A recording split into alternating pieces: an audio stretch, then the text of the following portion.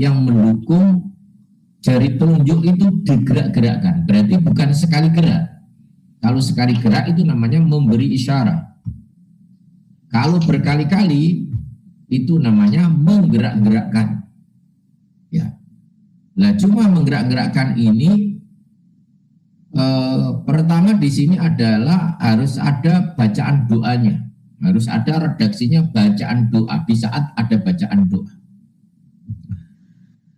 Dukungan hadis ini adalah hadis yang diriwayatkan oleh sahabat Wa'il bin Hujr radhiyallahu taala anhu, annahu wasafa salat Rasulullah sallallahu alaihi wasallam, bahwa beliau memperhatikan kepada salatnya Rasulullah sallallahu alaihi wasallam. Wa dzakara, dan beliau menyebutkan wad'a wa dzakara wad'a al-yadaini fi tasyahudi. Beliau menyebutkan bahwa Rasulullah meletakkan kedua tangannya di dalam tasyahud. Artinya tangannya diletakkan ke paha. Summa rafa'a usbu'ahu, kemudian beliau mengangkat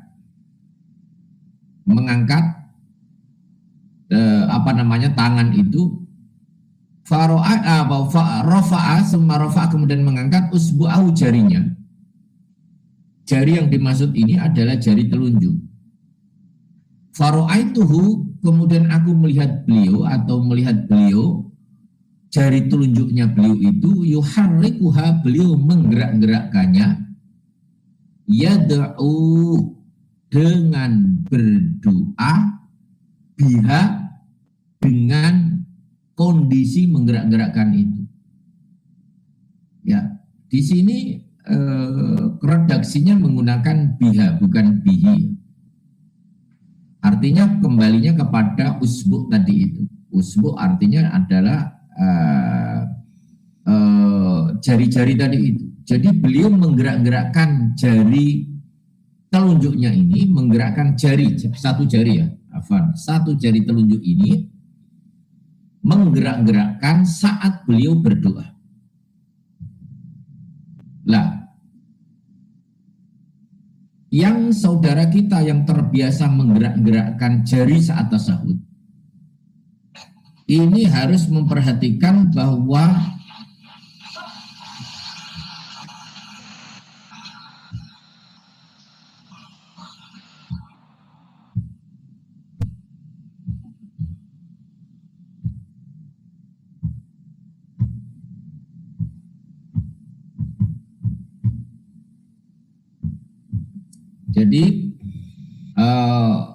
di saat menggerak-gerakkan jarinya telunjuk ini, dalam posisi dia sambil berdoa. Berdoa. Lah, doa di dalam tasyahud jelas. Namun ada yang mengandung doa. Nah, ini yang. Jadi pertama, bagi yang mau menggerak-gerakkan jari telunjuk ini ketika tasyahud, sebaiknya menghindari sesuatu yang tidak mengandung doa. Contoh misalkan di saat bersyahadat asyhadu alla ilaha illallah misalkan, itu kan tidak berisi tentang doa. Tapi di dalam tasyahud itu ada banyak doa. Misalkan Allahumma ghfirli ma qaddamtu wa ma akhartu wa ma a'lantu wa ma asrartu misalkan. Itu semua adalah bagian daripada doa. Atau ya muqallibal qulub tsabbit qalbi ala dinik misalkan. Itu doa-doa yang memang dianjurkan di dalam membaca tasyahud. Nah, di saat itu ini hadis ini mendukung tentang menggerak-gerakkan jari telunjuk ini. Tapi juga ada yang berpendapat begini, Ustaz, bukankah semua di dalam sholat itu isinya doa? Lah ini, misalkan at-tahiyatulillah atau at-tahiyatul mubarakatus sholatu thayyibatu lillah atau as-sholat, at-tahiyatulillah, az-zakiyatulillah, al-mubarakatulillah, atau ibadulillah, semuanya itu bukankah doa? Kita jawab, iya. Ya. Jadi bisa jadi alasannya beberapa yang mengamalkan menggerakkan jari ketika awal tasyahud, begitu habis sujud kedua langsung duduk tasyahud, jari-jarinya digerakkan. Dengan alasan apa? Karena setiap kalimat di dalam tasyahud itu isinya doa, termasuk sholawat. Nah itu alasannya begitu. Tapi setidaknya yang disepakati, meskipun ada yang bahasanya berisi tentang doa, ada yang memang murni doa. Seperti tadi ya muqallibal qulub itu kan sabit qalbi, atau Allahumma ufir lima qaddamtu wa ma akhartu, itu kan isinya memang murni doa karena memang berisi tentang permohonan kepada Allah, berisi tentang fi'il amar atau permohonan. Fi'il amar itu kan kalau dari hambanya itu kan kepada Allah itu kan namanya doa. Tapi kalau dari Allah kepada hambanya itu kan namanya perintah, kan begitu. Tapi sama-sama redaksinya fi'il amar. Lah, jadi hal yang terpenting bagi kita ketika tidak mengamalkan, tidak menggerak-gerakkan jari di saat kita tasyahud, ya, seperti yang banyak terjadi di Indonesia, misalkan orang-orang Indonesia yang banyak mengikuti daripada madhab Syafi'i misalkan, itu ketika tasyahud jari-jari telunjuknya atau jari telunjuknya tidak digerakkan, hanya diberikan isyarah sekali gerak, itu namanya kalimat isyarah. Nah cuma ketika melihat ada orang yang jarinya digerak-gerakkan, itu seolah-olah menyimpang, kan begitu. Ini juga masalahnya penyakit hati, kurang tahu tentang dalil. Di sisi lain bagi yang menggerakkan juga begitu. Jangan sampai yang biasa menggerakkan jari-jarinya di saat tasyahud, ketika melihat saudaranya hanya memberikan isyarah sekali gerak saja, itu seolah-olah tidak mengikuti sunnah, juga jangan. Karena dua-duanya ini ada dalil pendukungnya. Cuma juga jangan begitu, bagi yang menggerak-gerakkan dalilnya itu bersamaan setidaknya dengan niat berdoa. Jika kita tidak kata-kata memaknai yad'u biha itu niat berdoa, setidaknya ya memang mengandung kalimat doa. Seperti tadi at-tahiyatulillah, itu kita meyakini itu bagian doa atau tidak? Kalau memang itu adalah bagian dari doa, ya nggak apa-apa. Kita menggerakkan jari di situ. Menggerak-gerakkan ya, menggerak-gerakkan itu kan banyak sih. Namanya juga menggerak-gerakkan. Nah ini juga dalam menerjemahkan ini juga harroka yuhariku itu kan fi'il tad'if. Fi'il yang fi'il asalnya haroka artinya bergerak, harroka yuhariku menggerakkan, dari fi'il sulasi menjadi fi'il sulasi mazid satu tambahan tasdid. Ya ini cara memaknai terjemahnya juga berbeda-beda. Ada yang cuma yuharikuha artinya menggerakkan sambil berdoa. Ada yang mengatakan yuharikuha artinya menggerak-gerakkan. Didukung apa? Kenapa beda antara menggerakkan dengan menggerak-gerakkan? Kalau menggerakkan itu sekali, kalau menggerak-gerakkan itu beberapa kali atau sering atau banyak, bahasanya begitu. Bagi yang memaknai atau menerjemahkan menggerak-gerakkan jarinya di saat tasyahud, itu juga didukung oleh hadis yang nanti. Karena apa? Hadis yang lain itu menggunakan kata-kata isyarah. Kalau sekali gerak itu menggunakan bahasanya hadis namanya memberi isyarah, bukan diterjemahkan menggerak-gerakkan. Nah itu yang semuanya adalah berdasar kepada hadis intinya, ya bukan karena meniru, tapi karena ada ilmu. Jadi itu yang pertama, jari telunjuk di saat kita tasyahud itu dalilnya adalah menggerak-gerakkan jari telunjuk. Tapi harus ada niat atau di saat doa. Niat berdoa atau di saat membaca doa. Kemudian dalil yang kedua, jari telunjuk disunahkan hanya diisyarahkan atau sekali gerak saja, tanpa perlu banyak menggerakkan atau tidak perlu digerak-gerakkan. Cukup sekali gerak. Dalil ini dijadikan hujjah oleh mayoritas madhab, terutama madhab Syafi'i, seperti di Indonesia. Hadisnya adalah didukung oleh riwayat sahabat Abdullah bin Umar, wadu ayadahu ala fakhidhihi. Beliau meletakkan tangannya di atas pahanya, wa asyara bi isba'ihi. Jadi kata-kata hadis redaksinya ada bi usbu'. Jadi dua-duanya juga sahih. Jadi kalau ada nanti membaca hadis usbu' isba' dengan usbu'. Jadi pakai shad ya, hamzah shad ba'ain. Usbu'. Jadi kalau pakai sin, usbu' itu artinya adalah usbu' panjang dan itu artinya adalah minggu atau pekan. Tapi kalau pakai shad itu artinya adalah jari telunjuk. Jari ya, jari. Lah, bisa dibaca usbu' ba'i di duma, hamzahnya di duma, dan bisa di hamzahnya di kasroh. Isba', shad tetap isba'. Bi isba'ihi allati tali ibham fil qiblah. Jadi sahabat Abdullah ibnu Umar ini ketika sholat, ketika duduk meletakkan tangannya di atas paha, kemudian memberikan isyarah. Jadi menggunakan kata-kata asyarah. Jelas ini, asyarah. Jadi asyarah ini jari yang digerakkan, asalnya tidur, jari telunjuk ini dinaikkan ke atas, itu namanya memberi isyarat. Sama seperti halnya ketika kita bertanya, misalkan di mana toko sembako. Ketika orang yang kita tanya itu langsung menunjuk ke suatu lokasi, itu namanya berarti menggunakan jari telunjuk. Menunjukkan, jadi asyarah itu menunjukkan atau menggerakkan jari telunjuk, itu namanya asyarah. Tapi sekali saja gerakan.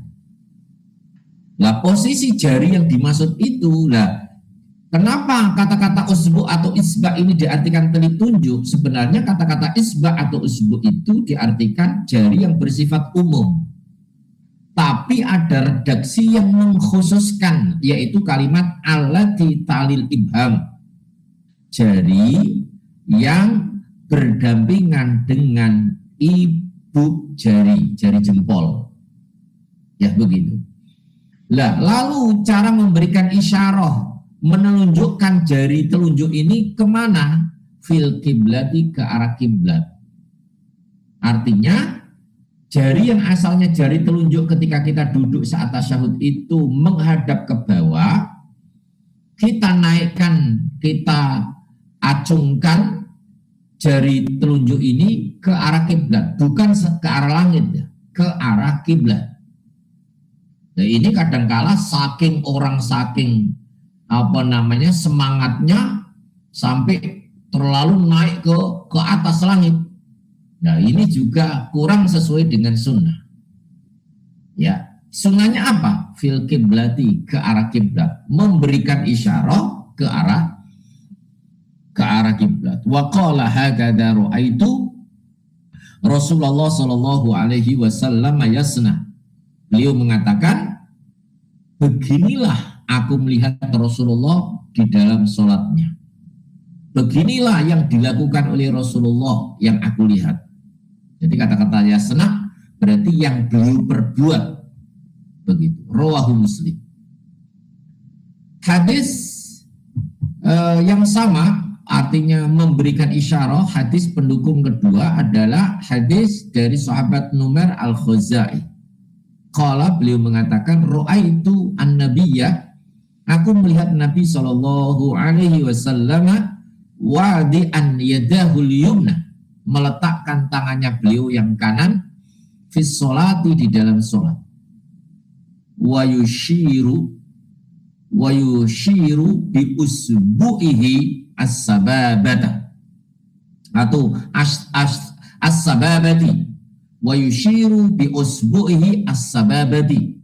Beliau memberikan isyarat atau memberikan telunjuk atau menelunjukkan atau mengisyarahkan dengan jari beliau, yaitu as-sababati, jari telunjuk. Jadi ini jelas kalau usbu itu jari, as-sababati adalah jari telunjuk. Redaksi yang kita ambil apa? Kata-kata yushiru menggunakan fi'il mudhari', asyara yushiru. Hadis yang pertama tadi menggunakan fi'il madhi, wa asyara, beliau memberi isyarat, begitu. Dan ini menggunakan fi'il mudhari', wa yushiru, sama aja. Tapi ada yang lebih spesifik di dalam hadis kedua ini, ada kalimat as-sababati, yaitu jari sabab, jari telunjuk. Ya, memang as-sababah sering kita sampaikan diartikan, dimaknai dengan arti telunjuk. Telunjuk kenapa disebut dengan jari telunjuk? Karena jari ini biasanya digunakan untuk menunjuk orang. Hadis ini biasanya digunakan untuk menunjuk orang atau menunjuk orang. Biasanya kalau menunjuk orang itu biasanya dalam hal negatif. Maka kata-kata sabab itu, ini bukan syabab ya. Kalau pakai shin itu artinya pemuda. Ini pakai sin, sabab. Ya, sabab itu artinya adalah jari telunjuk. Lah, kalau sibab dengan huruf yang sama, jadi karena akarnya sama, subhanallah. Ilmu fikih lugha, ilmu Al-Quran dan hadis itu kalau dikembalikan kepada akar bahasa akan menghasilkan filosofi yang sangat dalam. Tadi itu, sababa itu kan artinya adalah jari telunjuk. Padahal jari telunjuk itu biasanya menunjuk orang itu digunakan untuk kejelekan kan. Orang kalau misalkan begini, ada anak menunjuk orang tua dengan jari telunjuk ini, biasanya kan dianggap anak yang kurang akhlak. Kalau menunjuk kepada orang, seharusnya bukan jari telunjuk tapi jari jempol, kan begitu. Nah kok dipakai jari telunjuk, berarti itu kandungannya adalah kandungan yang tidak benar. Maka sababa diartikan itu artinya mencaci. Bahasa Arab sababa itu artinya mencaci, memaki, membuli juga. Maka kata Rasulullah dalam sebuah hadis, sibabul muslim fusuq wa qitaluhu kufr. Mencaci seorang muslim itu atau membuli seorang muslim itu perbuatan fasik, perbuatan dosa. Ya, begitu. Nah, kalimat sibaba dan sababa, kalau sababa diartikan jari telunjuk tadi ya. Kalau sibaba artinya mencaci atau membuli meskipun akarnya sama. Termasuk juga kata-kata sabab tanpa alif. Kalau sabab ini kan dengan alif, ba, setelah ba pertama ada alif, terus baru ba.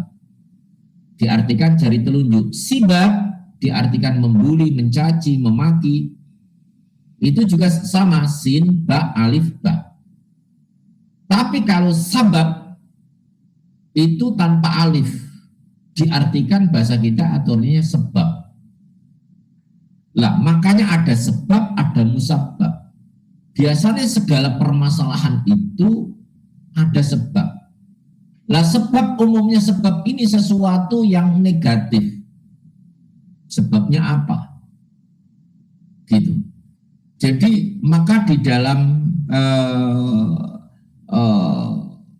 kita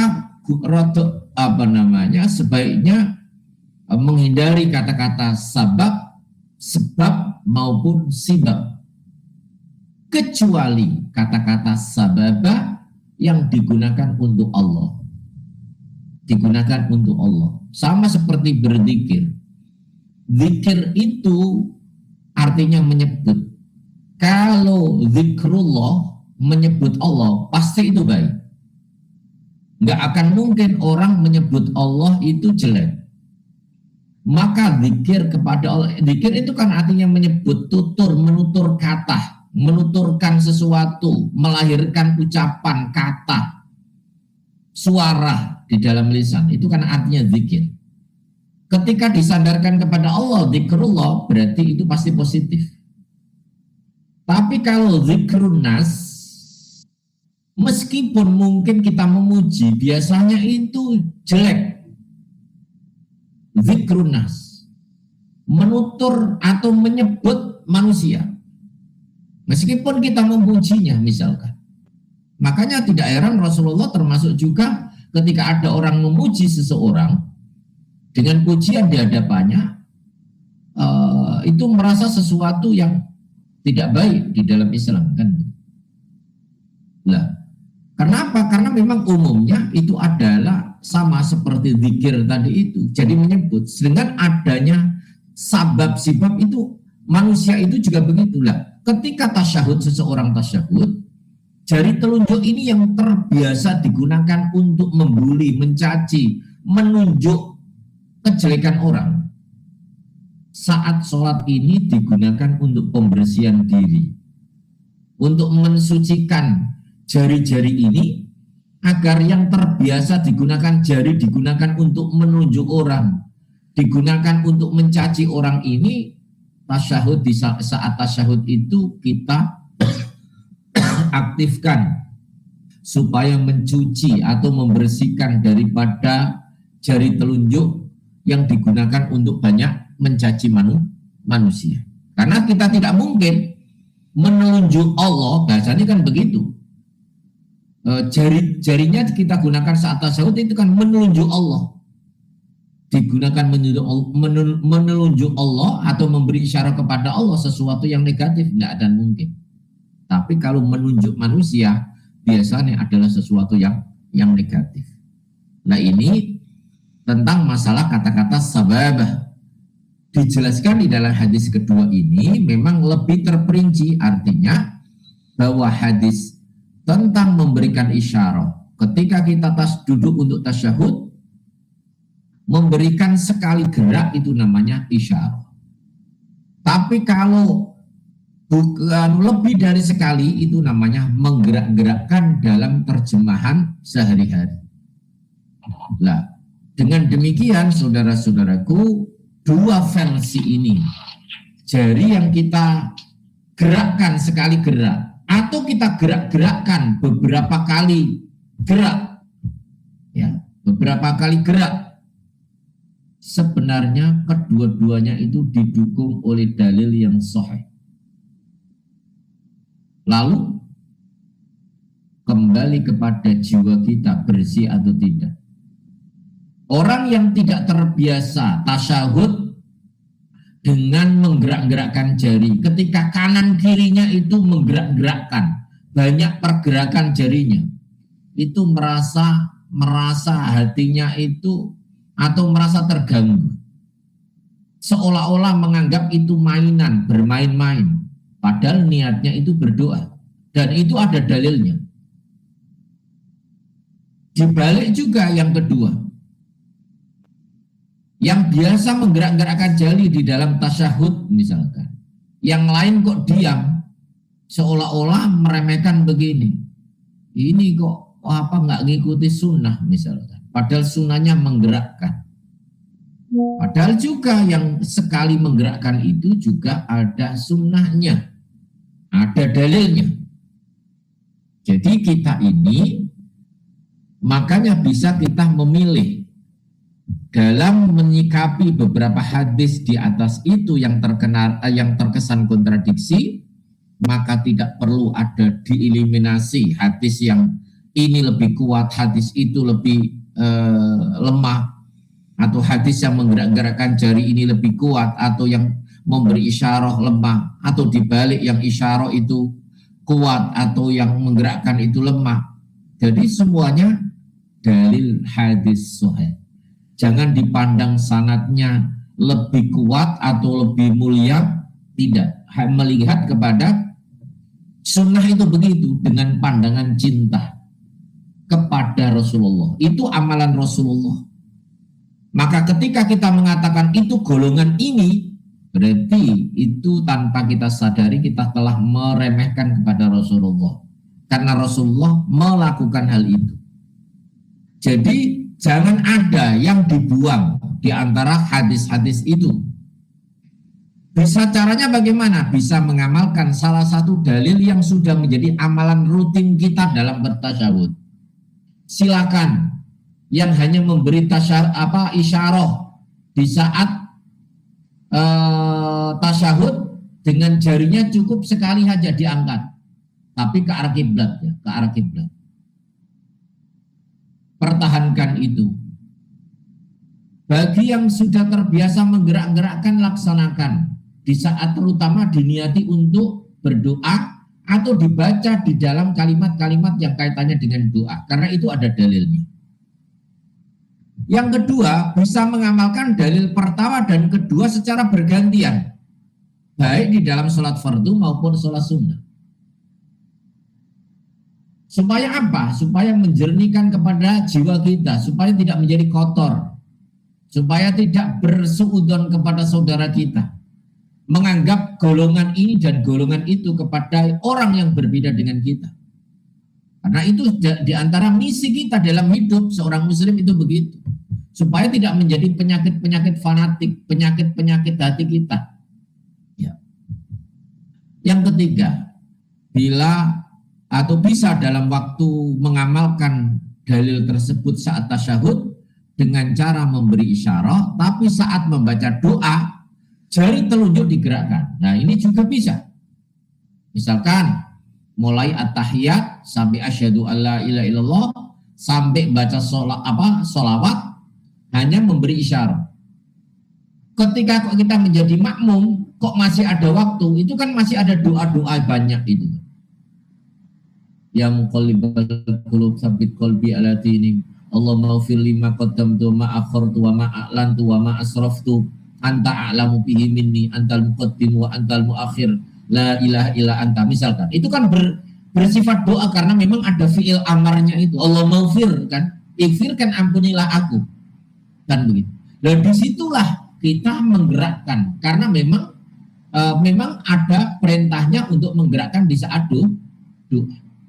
Ya, ini cara memadukan perselisihan dalil, tujuannya supaya kita tidak fanatik kepada satu dalil, supaya kita tidak meremehkan kepada dalil-dalil yang lain, dan supaya kita ini terbiasa menerima perbedaan-perbedaan yang ada dari madhab manapun, dari siapapun. Yang penting dalilnya ada dan sahih. Perbedaan yang ada ketika ada dalilnya, maka itu adalah kesemuanya adalah benar. Tidak ada yang salah. Oleh karena itu, kembali lagi menata jiwa kita, menata hati kita agar supaya kita terbiasa menerima daripada sunnah-sunnah Rasulullah tanpa melihat itu madhab ini, madhab itu, golongan ini, golongan itu. Selama itu dalilnya sahih, fahuwa madhabi, kata Imam Syafi'i. Ketika hadis itu sahih, maka itulah madhabku. Ketika dalil wahyu itu sahih, itulah pedomanku. Itu yang kita pegang dalam kehidupan kita sehari-hari. Semoga Allah membimbing kita. Kita ingatkan terakhir sebagai penutup bahwa ngaji kita mungkin 3 kali atau 4 kali pertemuan, dan mudah-mudahan dalam akhir tahun ini atau dalam akhir bulan ini bisa khataman. Karena memang yang kita bahas di dalam forum ini adalah bab tentang keterkaitan sholat, wudhu, toharo, adzan sampai kepada akhir sholat.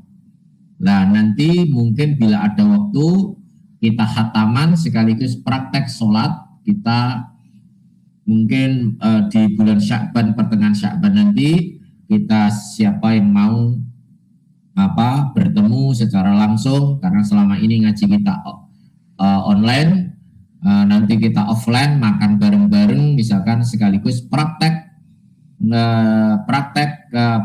sholat versi wahyu, kan begitu. Sekaligus tarhib Ramadan, bagaimana keterkaitan masalah persiapan kita Ramadan, pembahasan masalah khilafiyah di dalam bab Ramadan, insya Allah. Tapi ngaji kita ini, bab kita memang masih ada sekitar 3 atau 4, dan insya Allah akan khatam dalam bulan ini biidznillah. Semoga Allah mempertemukan kita dalam keadaan sehat wal afiat, dan kita bisa ngaji terus dalam kondisi apapun, insya Allah. Kita tutup dengan doa kafaratul majlis. Subhanakallahumma bihamdika asyhadu an la ilaha illa anta astaghfiruka wa atubu ilaik. Walhamdulillahi rabbil alamin. Wallahul musta'an wa lituklan. Wassalamualaikum warahmatullahi wabarakatuh.